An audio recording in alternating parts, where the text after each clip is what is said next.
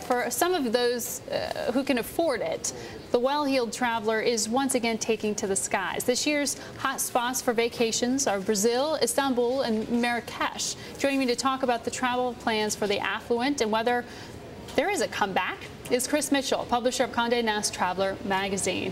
Thank you so much for coming in. Thank you. So is there a comeback? Is luxury travel okay again? It's gradual, but it's very real. So we are seeing in the travel industry a real return to, at least in many cases for the affluent traveler, where their travel activity was pre-recession, which is a very encouraging sign. So what is that? How many trips a year? I mean, how much do people spend? We have a research panel against our readers, and this is, I think, indicative of the affluent traveler in the U.S. And when we looked at this pre-recession in February '08, we saw that they were taking on average about 8 trips a year. We saw that dip slightly last year, but it's really been back to that for the last couple of quarters. So, so I think that's a great sign for us, and that's true domestic and to the international trips. So what's different, though? I mean, because we did see such a change not only in personal net worth, but certainly to psychology as to what's okay to indulge yourself with. Are people hunting for more bargains? Are they booking, you know, farther in advance? Well, what's different? There's a lot there. I think the key thing is the psychology. You know, we found that more than the actual, you know, impacted financial, it was what people felt about what they were buying, and that really bodes well for travel because travel is an experiential, and experientials tend to do well post-recession. So I'd say the key word is enrichment. You know, they want the spa, they want the beach, but if you give them enrichment, that's the trigger for them to book, and we see that throughout the research. So the staycation is dead?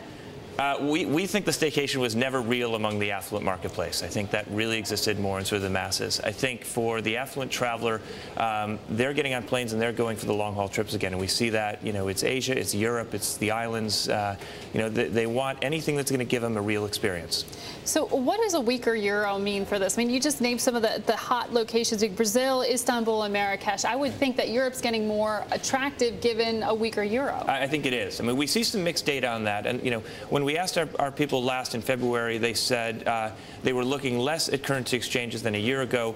But we know also from other research and from the editorial in the magazine, when we covered England last year, we were telling people that what they got for their money, you know, because of the pound versus the year prior, was you could do so much more when you're on your trip, and I think that has a real impact. That's part of the value equation for consumers.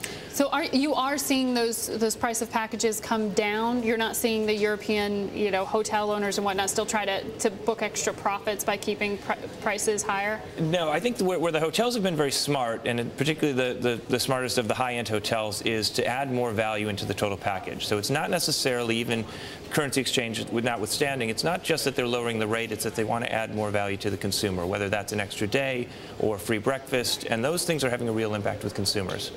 So what is the backlog of, you know, airlines and trips due to the Icelandic volcano and the disruptions it caused? How does that complicate matters? To say nothing of a pending BA strike. Right. Well, there you go. You know, all of it factors in, and I think you'll see this from the hoteliers. You know, particularly those with, you know, real stakes in Europe. You know, they find that this is very disruptive to their business, and so I think it hampers some of what we're talking about, which is this recovery. But I think there's some great anecdotes from a couple weeks ago of people disembarking cruise ships and getting stuck in Venice, unable to get home, and the frantic efforts of the cruise industry to try and get them home. There are worse places to be stuck than Venice. There are worse places. That's the conclusion. I think in the end, everyone hopefully realized if you're stuck in Venice for a few extra days, there are worse things in life. But we'll see it again this time for sure. Mm-hmm. Does it make it any more difficult for me to get an available flight or available hotel? Are there make goods that complicate that? I think that the best advice for travelers is travel insurance for things like this. You know, this is where travel insurance comes in handy, and where I think people realize in retrospect that they should have it. And that's your best protection against sort of losing your fare on a flight or, you know, not being able to rebook quickly enough. All right. Thank you so much. Yeah. No, it's a pleasure. Thanks for having us. It's a great tease looking at all of this video right now. And it's an encouraging sign for the industry, which we're happy to see. To end on an up note. I appreciate it. Appreciate it. Chris Mitchell of Conde Nast.